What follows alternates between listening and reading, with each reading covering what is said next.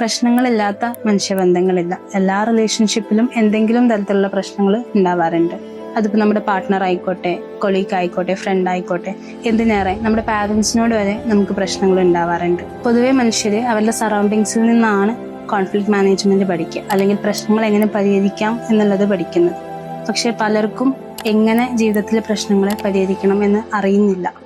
And ആ ഒരു അറിവില്ലായ്മ പലപ്പോഴും പ്രശ്നങ്ങളെ വലുതാക്കുകയും ആ ബന്ധങ്ങളിൽ വിള്ളലേൽപ്പിക്കുകയും ചെയ്യാറുണ്ട്. കുറച്ച് കാര്യങ്ങളിൽ ശ്രദ്ധിച്ചു കഴിഞ്ഞാൽ തന്നെ നമുക്കൊരു കോൺഫ്ലിക്റ്റിനെ കുറച്ചുകൂടി ബെറ്റർ ആയിട്ട് മാനേജ് ചെയ്യാൻ സാധിക്കും. അതിലൊന്നാമത്തെയാണ് pose before reacting.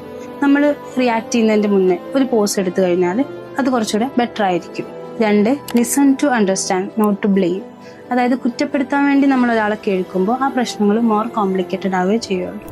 3, use I statements. ഇപ്പോൾ ഒരു എക്സാമ്പിൾ പറയുകയാണെങ്കിൽ, നീ എപ്പോഴും ഇങ്ങനെയാണ്, അല്ലെങ്കിൽ നീ എന്നെക്കുറിച്ച് കൺസേൺ ചെയ്യാറില്ല എന്നൊക്കെ പറയുന്നതിന് പകരം, ലാസ്റ്റ് മിനിറ്റ് പ്ലാൻ ചേഞ്ച് ആയതുകൊണ്ട് എനിക്ക് വല്ലാണ്ട് ഹേർട്ടായി, അല്ലെങ്കിൽ അത് ഞാൻ ഒരുപാട് വെയിറ്റ് ചെയ്തു, എനിക്ക് വിഷമമായി എന്നൊക്കെ യൂസ് ചെയ്യുന്നത് കുറച്ചുകൂടെ നല്ലതായിരിക്കും. Last 1, work it out, not win it out.